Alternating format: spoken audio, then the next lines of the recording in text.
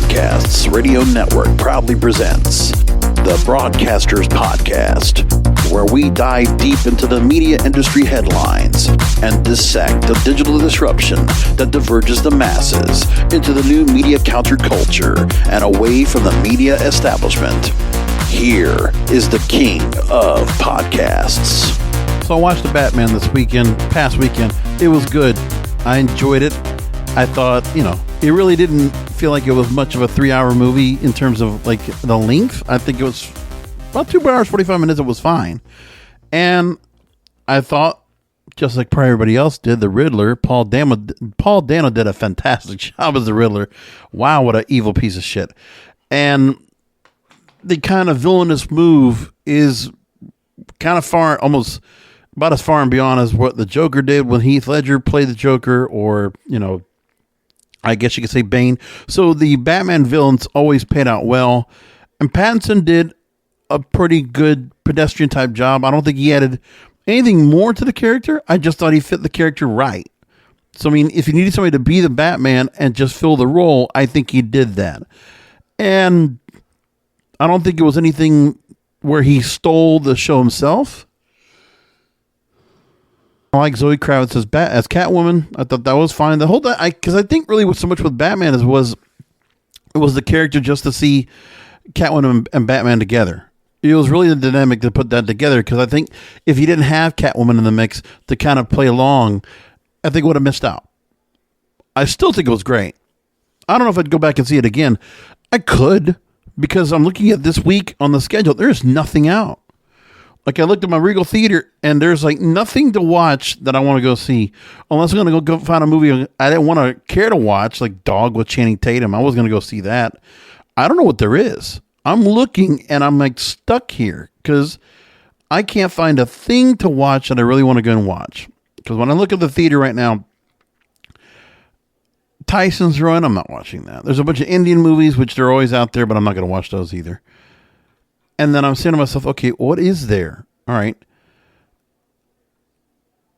An old Lego movie, the Lego movie, the original, Tyson's Run. They got a whole bunch of Batman showings. Then there's Dog, Uncharted, Death on the Nile, Jackets Forever, Spider-Man No Way Home, still running Spider-Man No Way Home. Wow. And that's it. And there's some other movies that are coming out next week. And I'm like, I don't know. I'm kind of stuck here with what to watch. There's just not much going on. I guess the one movie I might watch next week is The Outfit. That looks like she's kind of good. The same guy that wrote The Imitation Game. So looks like it's a mobster movie. So I might go watch that. But there's nobody I know in this movie at all. So it would just be a totally different shot out of the dark.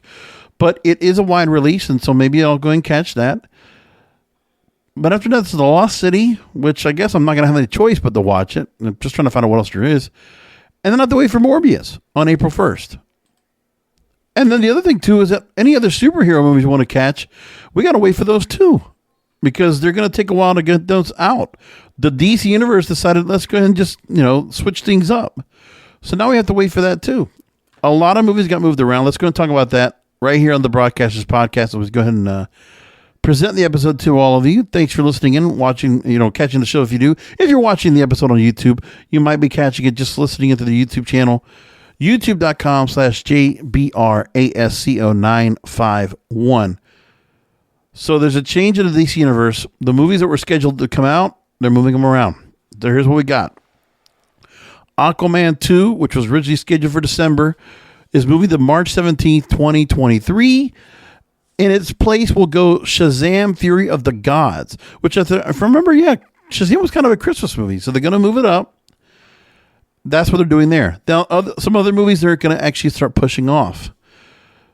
It's the Warner Brother release calendar made its shifts for Black Adam, The Flash, DC League of Super Pets, and Wonka and the Meg 2, The Trench. So for the DC Universe, there's the following movies that they're moving around.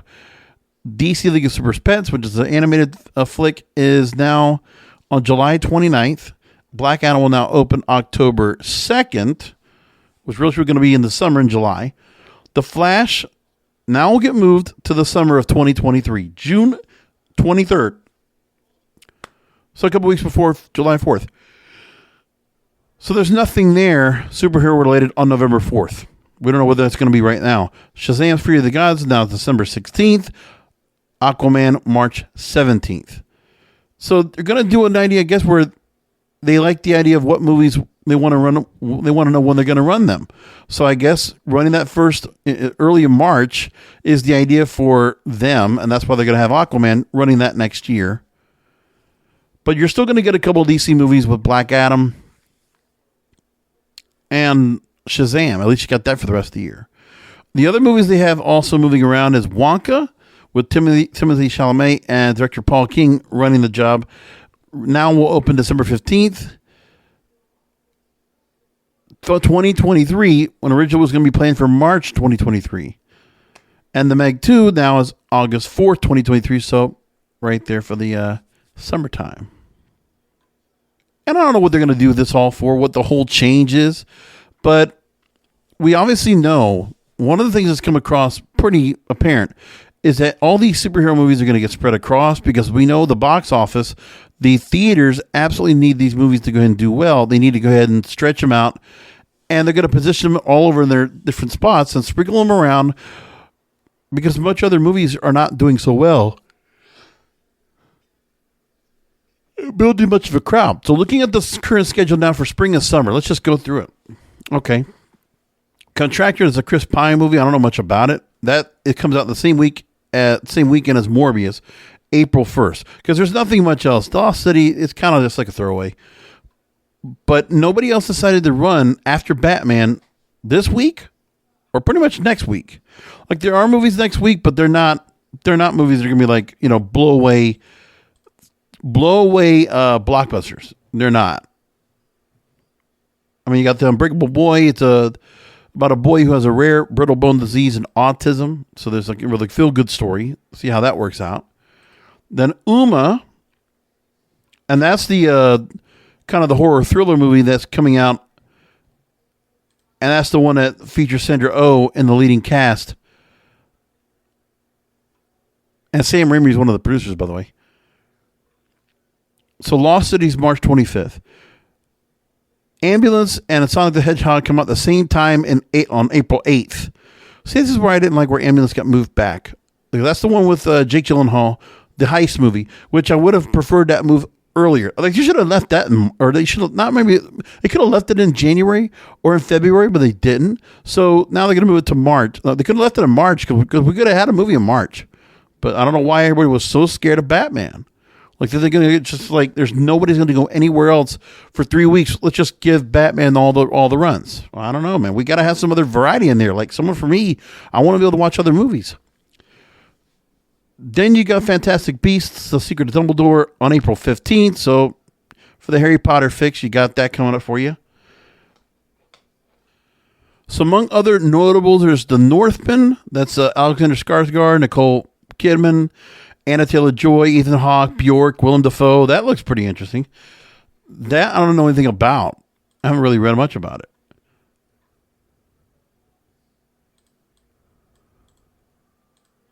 But they haven't done any trailers for it, which is really odd overall. So it's a story set in Iceland at the turn of the 10th century, centering on a Nordic prince who seeks revenge for the death of his father. That looks actually kind of interesting. So that actually would be interesting to me. I'll actually go and catch that. It's nice to get, by the way, all this information I always check over. I go to the-numbers.com, the-numbers.com. Whenever I look for the release schedules, they actually just did a nice paint job to the website. It's actually pretty easy and you can move around it pretty quick. So I like that pretty much. April 22nd for that. So I got about 4 movies to watch during this point, which is nice. And then May, you come in with Doctor Strange, The Multiverse of Madness. They have a movie called Firestarter, which is not the Drew Barrymore story, but it is Zac Efron that's in the starring role in this. And the story supposedly is, well, it's a whole bunch of stuff right here. It's a horror movie, so I'm not big on horror. And it'll also be available on Peacock at the same time. So there you got that. Downton Abbey's May 20th.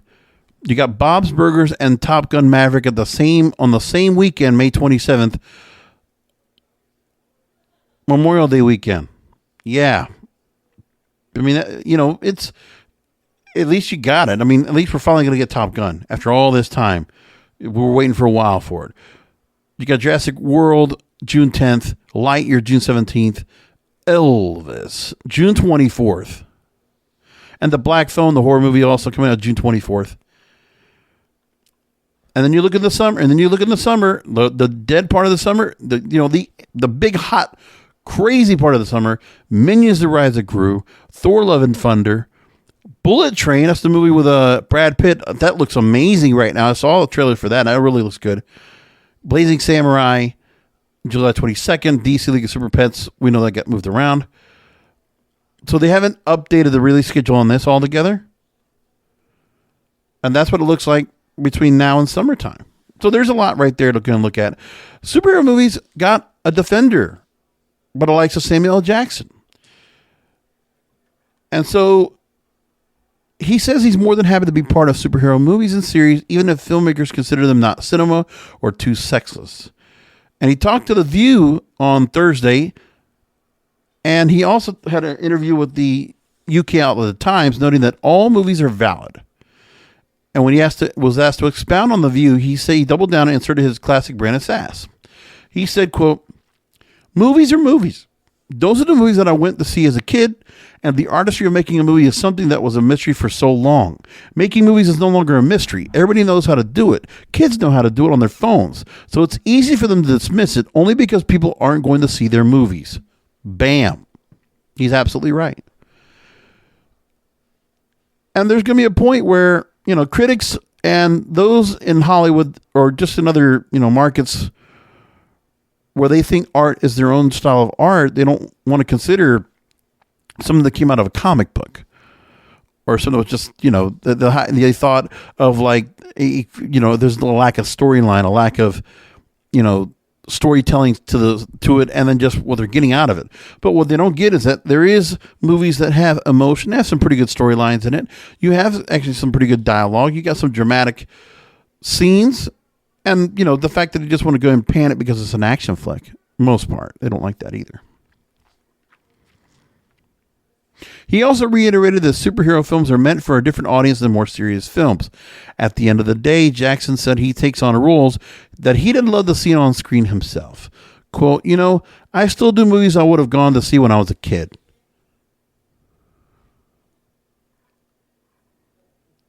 So there's that. And I can appreciate where he's coming from with all that. It's smart. Staying in the movie end, another story that's gotten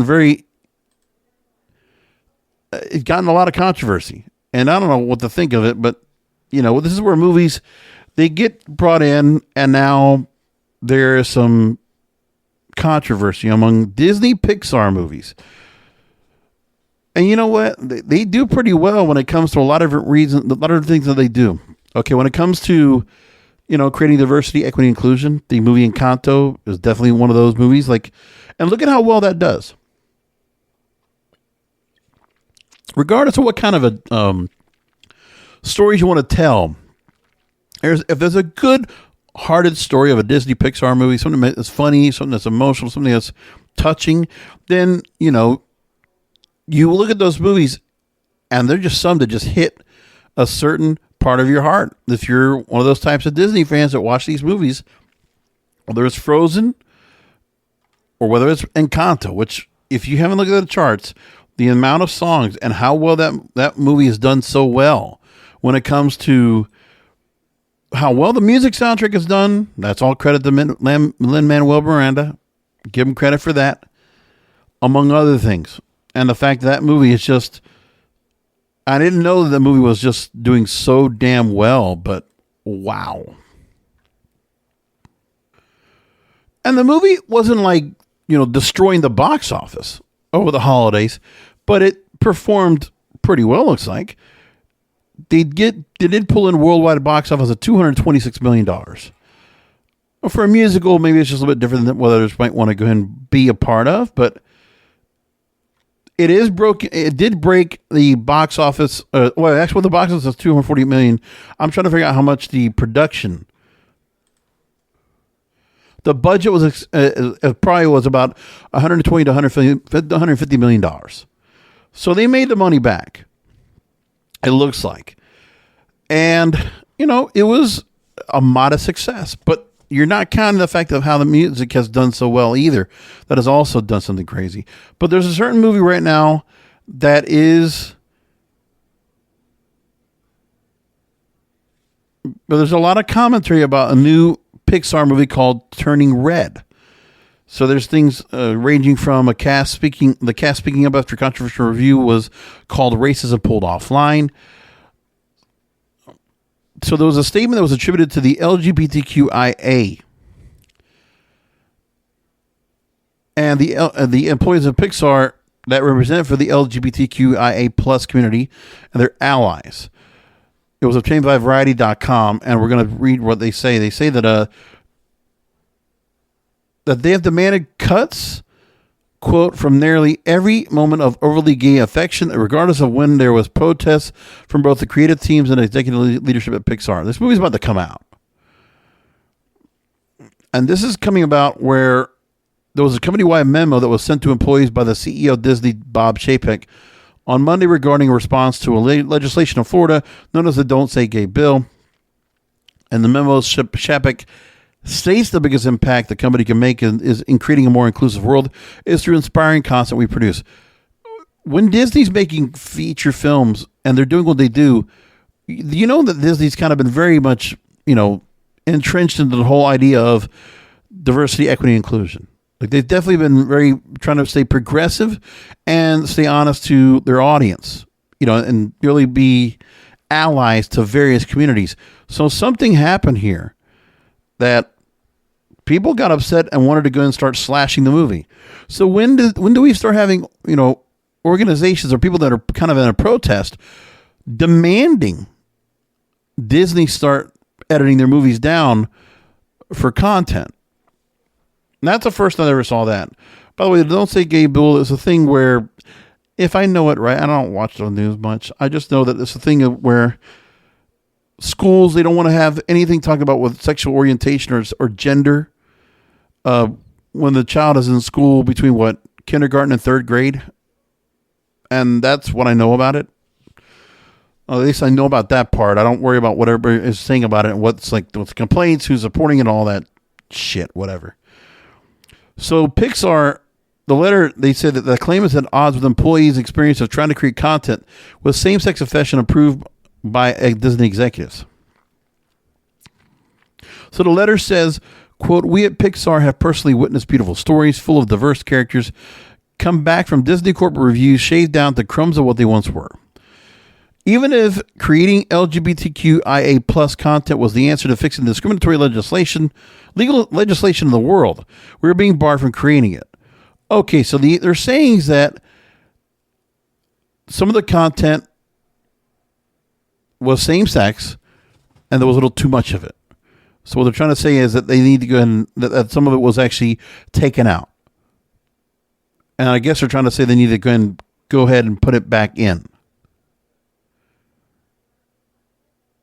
So they're saying, and again, they're charging that the Disney corporate executives said cut out nearly every moment of overtly gay affection, regardless when there's protests from both creative teams and executive leadership at Pixar.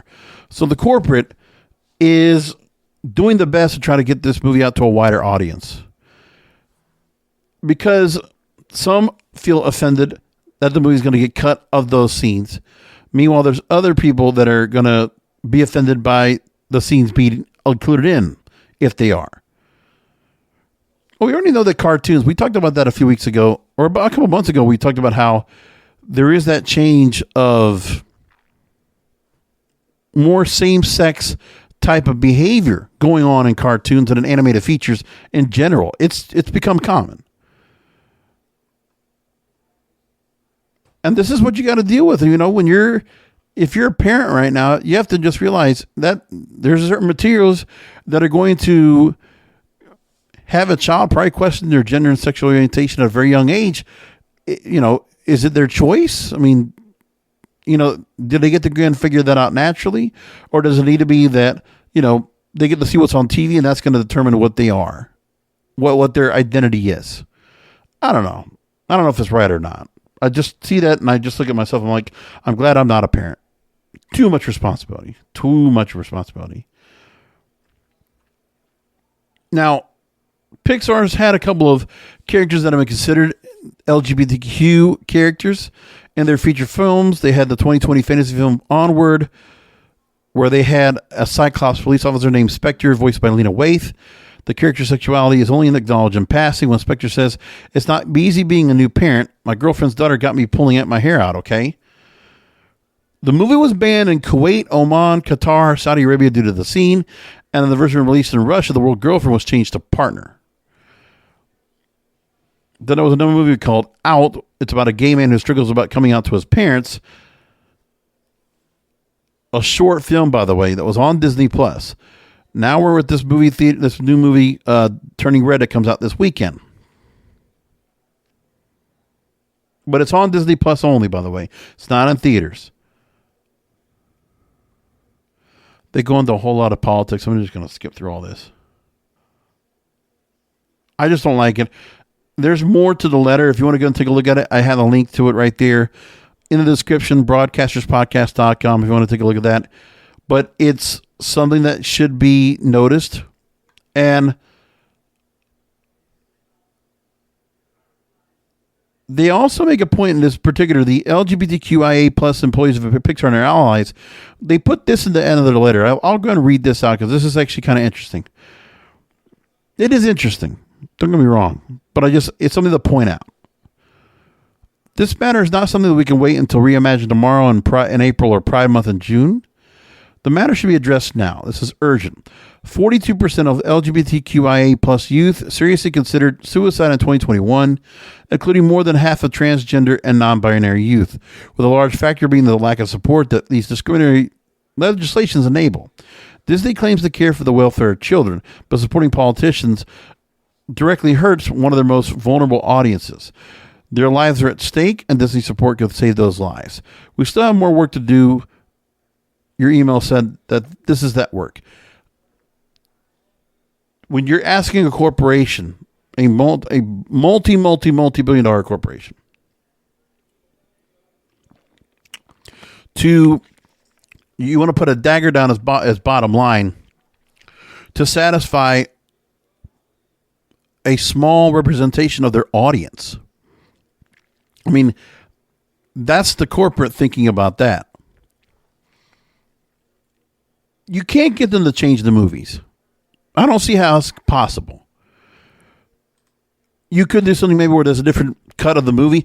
But first of all, when the movie got made, why was it, if that was being made and Disney with corporate executives were going to go ahead and slash the movie down, where they're going to make some cuts, why was that happening?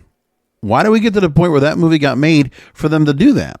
Now, obviously Disney knows the power of Pixar. They realize, if they do this movie comes out and the response that it will get, it's going to get publicity in a way, good and bad. There's no question about that. Nobody's talking about it so much right now, except for what I just read right now. And this is just the industry. I don't know if it's getting out there much in the press and being talked about. I don't know. I could care less. But to me, this is a stand. If Disney decides to go ahead and, what their response will be. And this is where, it's not what the movie will do to make a difference. That's where I come from with it. Because what they're talking about, when they talk about Reimagine Tomorrow in April, Pride Month in June, listen, just like any other underrepresented sector in America, we understand that, listen, there shouldn't be just a Black History Month that, there's certain Black History could be celebrated all year long. Same thing for women, appreciation. Various cultures, various reads, various genders, all that should be celebrated year round. It doesn't matter about a particular month or particular day. But do you think that this movie from Disney is going to make that much of a difference?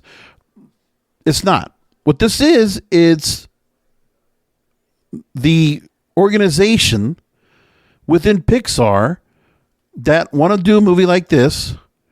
Well, they know what they're getting themselves into by the fact they create a movie that might have a little bit of controversial content. They know it's going to get cut on the cutting room floor. But it's enough for them to say, okay, well, we're going to try to do this anyway. We're going to get the cutting room floor, and then we're going to write back to them, and we're going to make a big deal out of it. So Pixar has this as a dilemma now. And, Disney owns them, I guess, right? Or that works with them exclusively for all these years, decades. Does Pixar and Disney now, does that relationship now have a rift? Do we have friction right now? We understand that,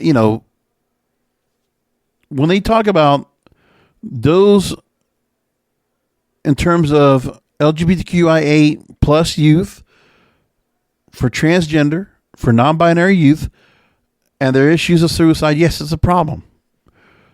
Well, this is where charity comes into play, and this is where you ask for the philanthropy of the mouse to go ahead and help you out with that. So have them donate towards programs. But creating content, a Pixar movie that's going to have same-sex content. Okay, I get that part, but what does that really have to do with anything to do with the fact of what they're saying? Okay, they're using it, number one, because of the bill that's being put out there about all these different states that want to pass bills similar to Florida's Don't Say Gay bill, right? They got that. So that's a political stand they're having. What does that have to do with a Pixar movie? What does a Pixar movie have to do with anything right now when it comes to trying to put this movie together and say, okay, you decided to put extra content in there to see if it was going to go and pass through. Well, it didn't. And who knows why they didn't. And it's not for me to judge why they would do it or not. Okay, Disney has their own decisions. The corporate, they're thinking for their shareholders. They're thinking for other people. They're thinking for the bulk of their audience have been watching their content for over a century. Okay, they're worried about that. Now, honestly, if you want to have a different division or you want to have a movie that's created that could be offshot and somebody else funds it, the problem is that you're not going to get other studios that probably will have the money or the wherewithal to build the content they're asking for. So you're expecting Disney to go and do something that's going to stir a lot of feathers.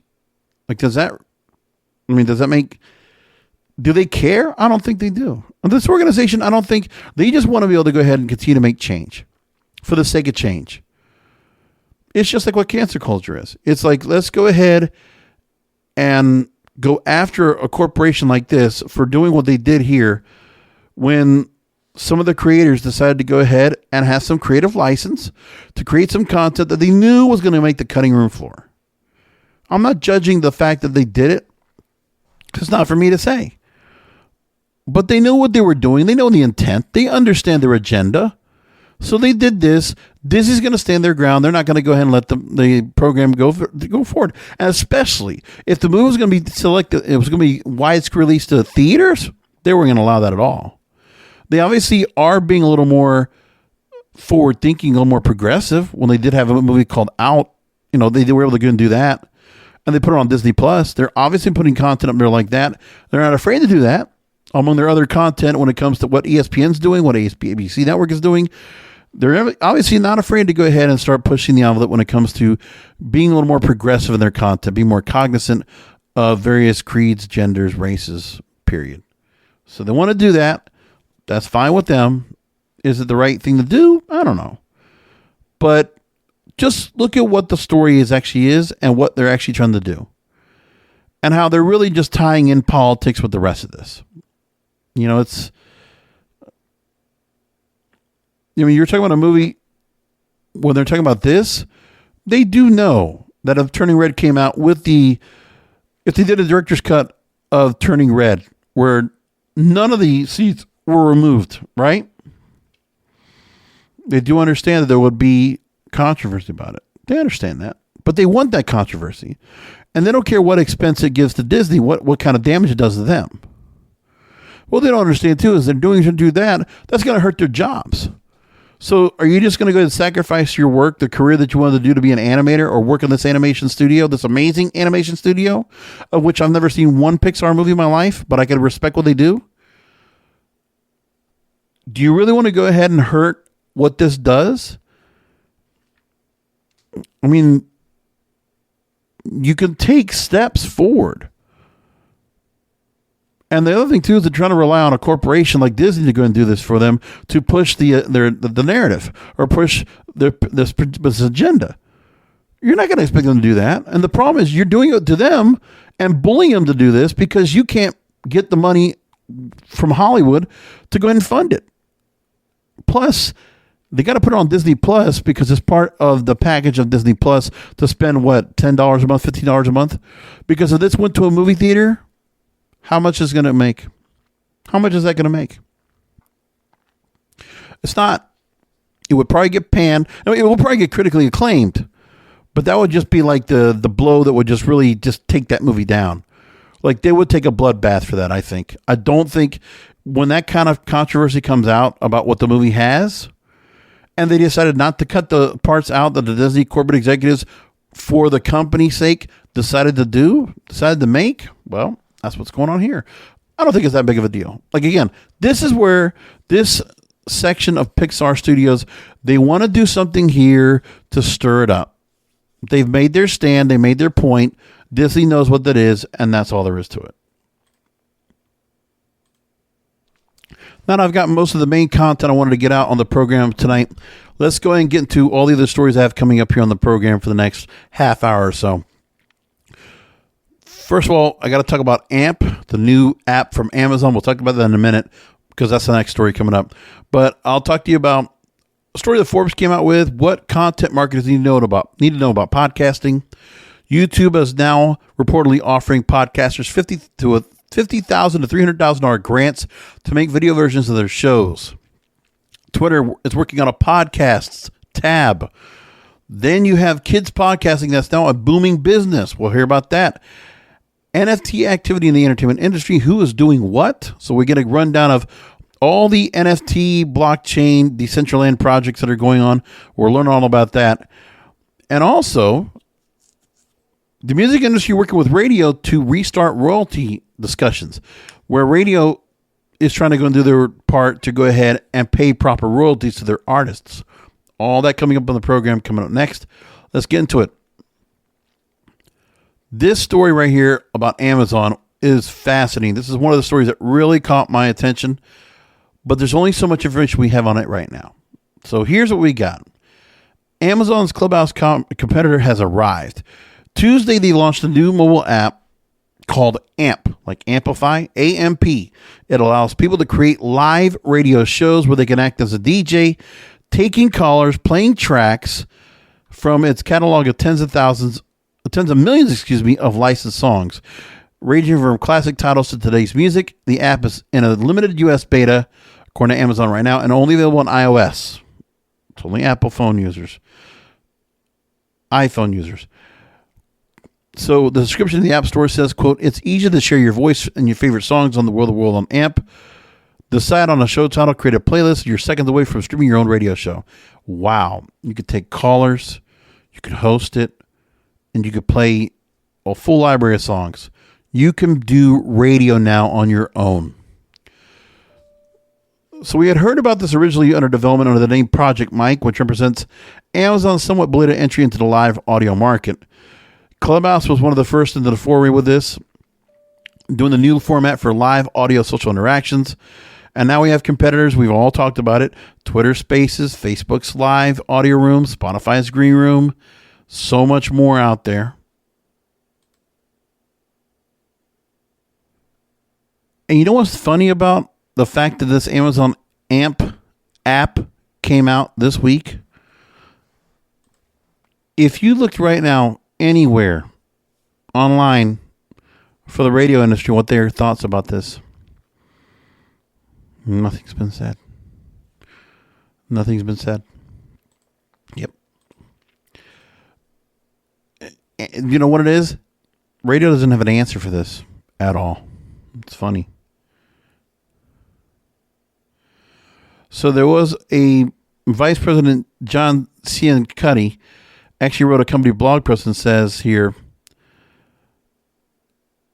"Radio has always been about music and culture. But imagine if you were inventing the medium today. You'd combine what people love about radio, spontaneous talk, new music discovery, diverse personalities, and broad programming with all that's made possible by today's technology. So it's going to take a little while for people to get into it. What I'm going to be curious about is who's going to take this very seriously and really put some effort into this. Because I think what you're going to have to consider about what happens with this app is who are going to be the content creators who are going to come on here with a radio mind. Because if I had the time for this, and I knew this was going to be an audience that was going to get out there, and I wish I could do some other things where I could add some imaging in there, add some jingles, things like that. I mean, I think about myself at the moment.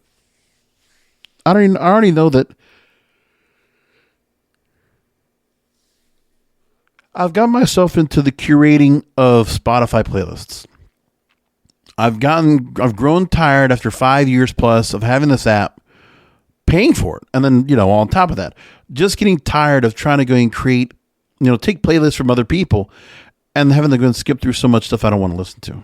Like it's not too much. Like sometimes 75-80% of what I want to listen to is on the playlist, but there is something to be said about me using my own programming, my instinct, my intuitiveness about what I like, what I think is good when I play, and especially when I'm playing in my car when I'm driving your Uber. Because what I really learned was the playlists that I've made 3 now. One that's a current playlist that is really just fit to like kind of the feel of Miami. If you want to look for them, just look for me, King of Podcasts on Spotify.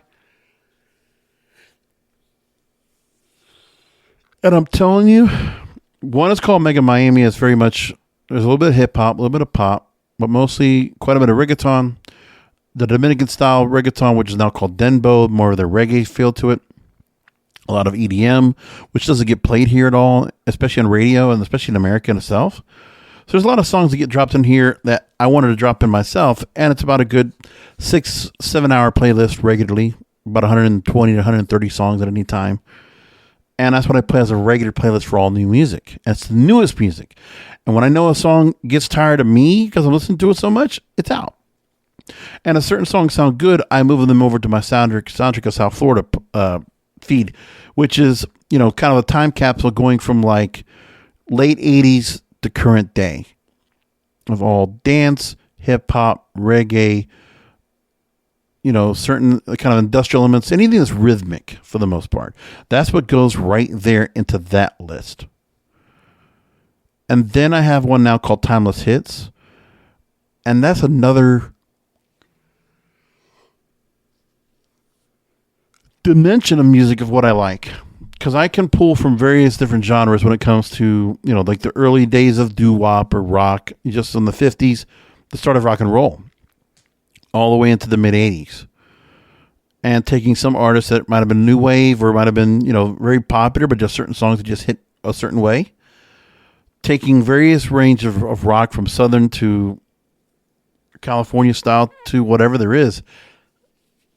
Taking the punk movement to a point. Taking various soundtracks of shows or movies that I really was fond of that caught me with certain songs that I really wanted to catch up on and add to the list. And right now I've got close to about 1,000 songs there. And it's the only missing component for me is if I was able to go ahead and interject into the songs. Now, I don't know how that works so much because of the AMP app. I don't know if there's a thing where are you talking over the songs? Are you able to go ahead and talk up to the post? Can you play other things around it? I don't know yet. And really trying to think about what kind of an engagement you can actually get from doing this. Because you're also thinking you're going to get people that are going to stay regularly to listen to you. Like this always works for certain influencers that already have an audience. And they say, oh, look, here's my playlist. I'm going to play it for you.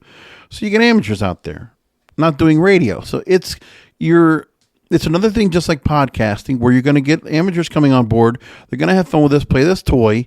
Some creators are going to try to do something with this and see if they can make something out of it. And if they can, they're going to try to do something with it. I just don't know if it's something that it's a different component of what Clubhouse offers, what the audio rooms offer, what Twitter offers.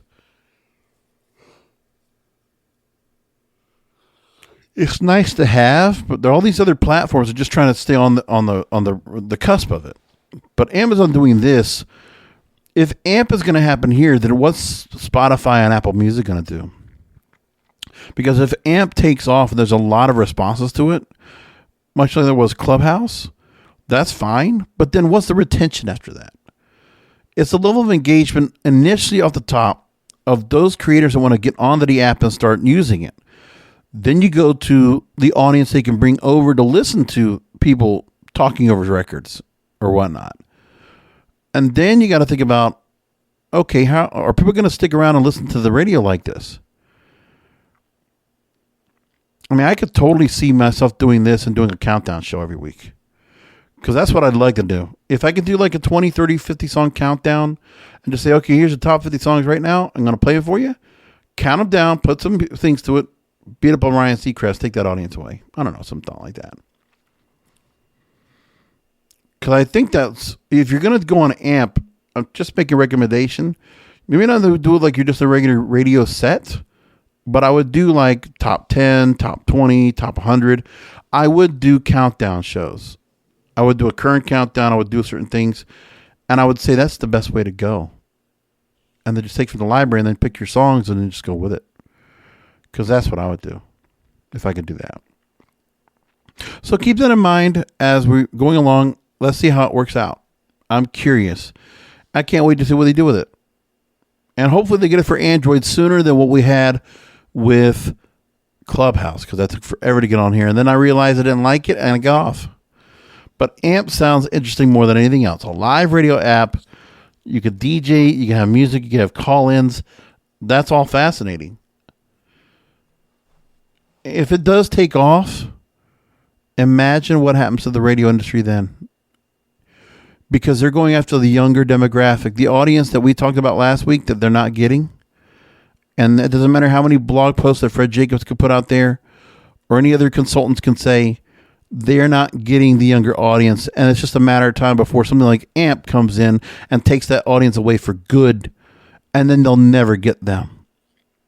But I don't know if they realize that and what could happen.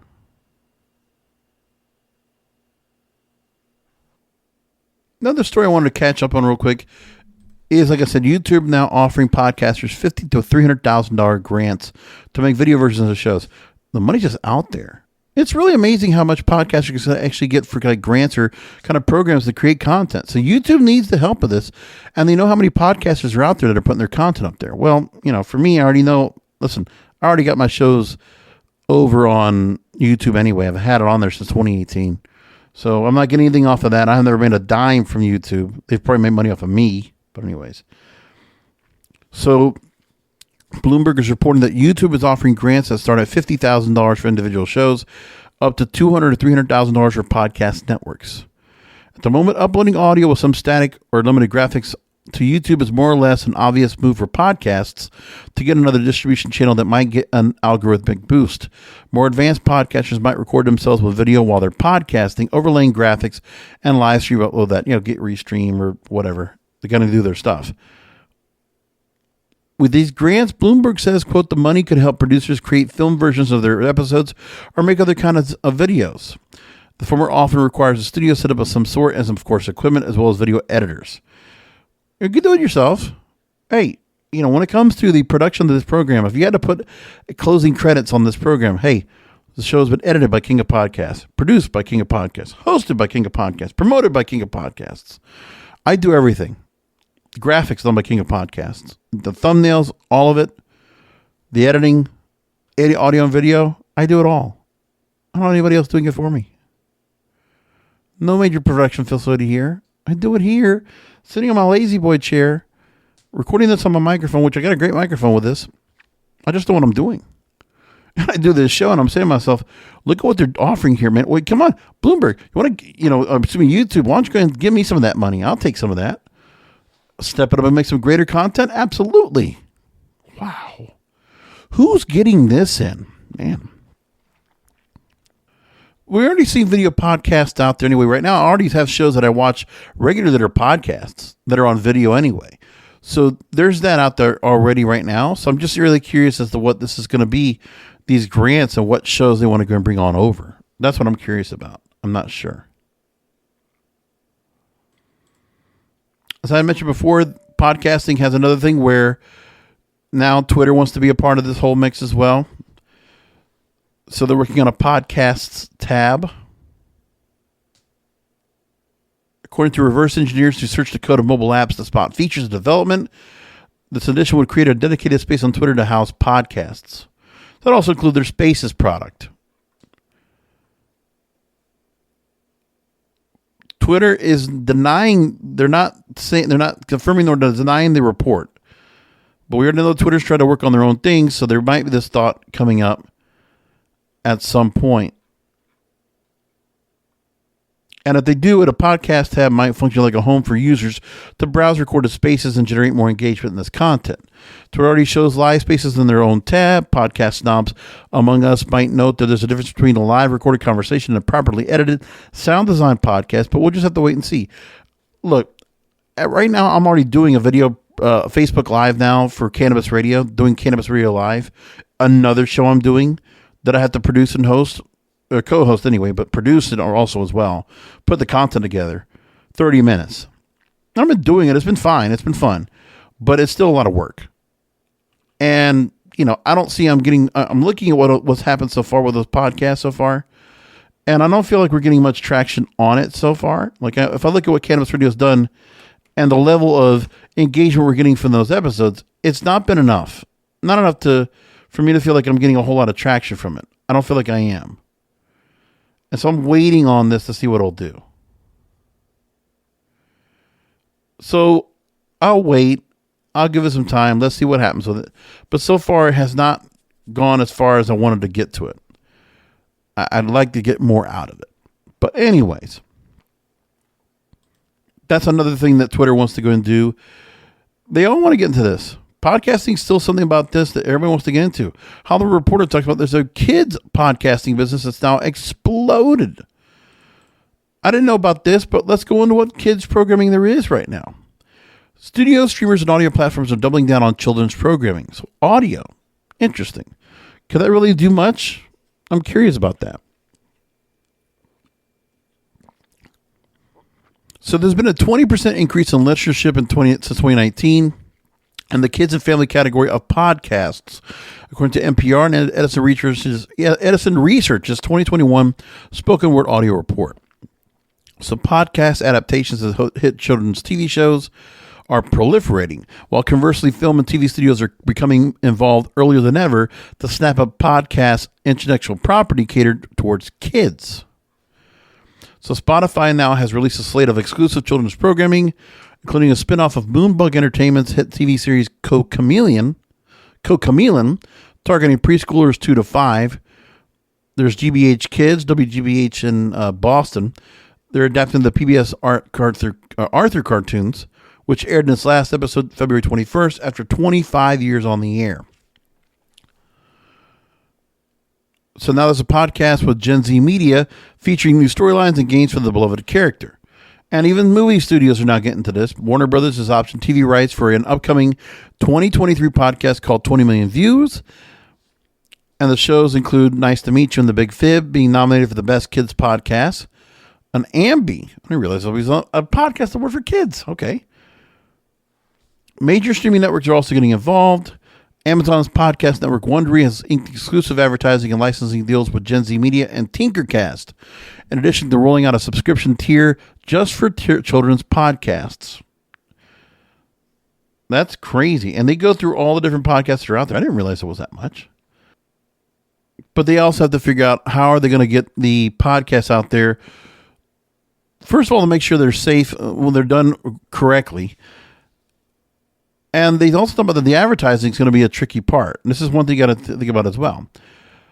Podcasting is trickier to go and do given the constraints of the Children's Online Privacy Protection Act, which requires parental consent to collect or use any personal data from children under the age of 13 in the U.S. So ads on kids shows usually target parents and guardians who are listening along. Platforms like Wondery set up separate servers so that appropriate sponsorships will be placed on kids' podcasts. So there's definitely an audience out there for kids-related or children-friendly podcasting.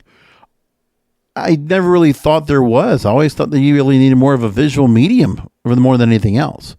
But if they feel like they can do it, and they can find a way to get advertisers to buy into it, they're really trying to find every way they can to do that and make that happen. That's what it is more than anything else. So there's one story on podcasting before we move along that I wanted to go and take that I thought was interesting. Just, it's one of these educational articles, and I wanted to see how accurate they are about this. Content marketers, what do you need to know about podcasting? Colette Coleman writes this story. And that she talks about how making a podcast can be an effective marketing channel. So they talked to Lindsay Jepakima. I'm thinking the T is silent. CEO and co-founder of Casted, where companies are falling short, she says, quote, is in the amplification of their podcasts. They launched their content, but then they don't do enough with it. Strong marketers are breaking podcasts down into smaller clips, quotes, takeaways, and amplifying them all across other channels like social media, posts, blogs, and emails. There's an enormous opportunity not to only realize the power of podcasts, but also to maximize their value by furthering their reach across other channels. Another person, Carolyn Chapin, who is Senior Director of Global Demand Generation at LogicGate, echoes that creating a podcast is just a jumping off point. Marketers should turn podcast episodes into SEO-optimized blogs to drive web traffic, video content for social, take the best quotes and snippets from each episode and share them as bite-sized clips with captions targeted social media. Sure. And there are people that are doing that out there and do a lot of work with it. But I can tell you also that extra work, it's a matter of, can you get the engagement? And if the social media is out there enough to get the engagement, plus if you already have an existing audience that watches other content from your page and you're trying to get them out there, like there's another thing that we just can't be just repurposing content. It is the idea of creating new content, something that's different. So I get where they're coming from with it now and why they would say all of that.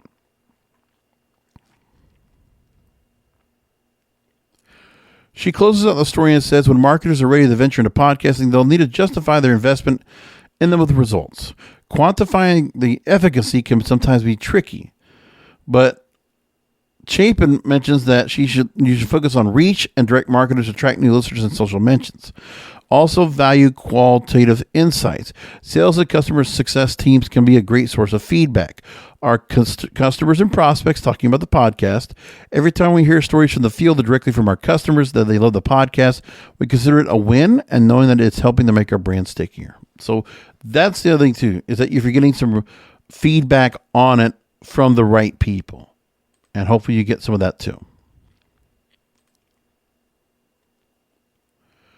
The NFT activity in the entertainment industry, I'm going to hold that off till next week because I don't have time to that. Going to fill that within the hour. I don't want to have something for next week just in case we have a light news week. So I'll hold off and table on that because there's always more time to talk about that. But there is a story about National Association of Broadcasters saying they haven't heard a peep from music industry officials over its offer to restart royalty talks. That story fascinates me. We also want to find out if the musicians are going to get their money instead of just hoping from streaming. So this story from InsiderRadio.com.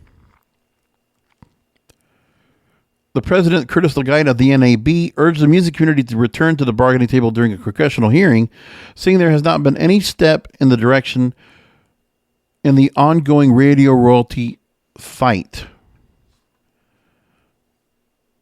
Leggett said in an interview, quote, "My sense is that the music industry had an earnest interest in trying to address this issue in a way that would provide benefits for performers and allow an enhanced partnership with the broadcast industry that grows the pie for everyone. They would be at the table trying to do that. Instead, what we're seeing from them is just basically public relations stunts." There was a protest that he refers to that it's a record company backed Music First that was held outside of iHeartMedia New York studios last month. The group parked trucks with large images and videos calling for performance royalty just days after both sides appeared in front of Congress. Terms of NAB office have not been made public, but the trade group says they broadly cover a variety of music uses, including both on-air and streaming.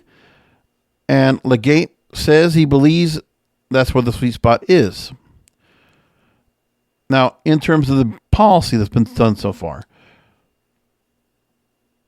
there was a setback the music industry got to secure radio royalty, especially as the prospects of the passage of the American Music Fairness Act, H.R. 4130, dim. There were 32 lawmakers that supported the bill, but the lead sponsor for the bill, Representative Ted Deutsch of Florida, announced last week he will not seek another term. Instead, he'll leave office before his current term expires to become CEO of the American Jewish Community, and Deutsch becomes the 31st House Democrat that will not seek re-election next year, or this year. So it's a matter of the supporters are starting to drop off for other things, other reasons. Now, the radio industry is closing in on 218 names needed on a House resolution to effectively block this radio royalty bill. And they have a local Radio Freedom Act, which has support from 211 members in the House, short of the majority, to require a block of a royalty bill. And a companion resolution in the Senate has the backing of 23 senators. Now, there was they said that 4 House members actually have signed both the local Radio Freedom Act and the proposed American Music Fairness Act, requiring radio stations that fall under $1.5 million in annual revenue and whose parent companies make less than $10 million to pay $500 a year in performance royalties, or less than $2 a day. And even smaller stations, those with less than $100,000 in revenue, would pay $10 a year. The main target is the biggest radio companies, of course. Go after the corporates. So while the music industry has not come back in, there should be some bargaining. There should be some thought process into this. So why not? They should consider this. They should be a part of this whole talk right now. So I agree with the NAB president. Yeah, go to the bargaining table. Let's see what happens. But maybe there's just not much interest in radio right now because the music industry is more concerned about streaming. That's probably their major source of revenue right now, more than radio ever is. So there you go. We're going to leave it there. Got to an hour. Thanks for listening into the Broadcasters Podcast this week. If you listen to this show front to back, 60 minutes all the way through every week, I'm really grateful. I know that my content, it goes more to the industry side later on to the program, but if for those of you that listen for the movie content, all that stuff, the DC superhero stuff, I appreciate that. And if you stick around to go and learn some more information and get some information off of me, wherever you listen to this, anywhere around the world, I'm really grateful that you listen to this passion project of mine because I really enjoy talking about it. It's something about it for me that Thursday night, I have curated all this content to go ahead and talk about, and I get it done, and I say, okay, here I am. I put it down, record it, talk all about it, and it's fascinating. And it really is something to be said about how much I get to learn about the media business outside of everything else. And I really enjoy doing this every week. And I hope you enjoy me doing this for you as well. So we're going to leave it there. Come back next week for the Broadcasters Podcast. Until then, remember that content is king, and the control of your content is in your hands. Thank you for listening to the Broadcasters Podcast. Find all the links to subscribe to the show by going to broadcasterspodcast.com.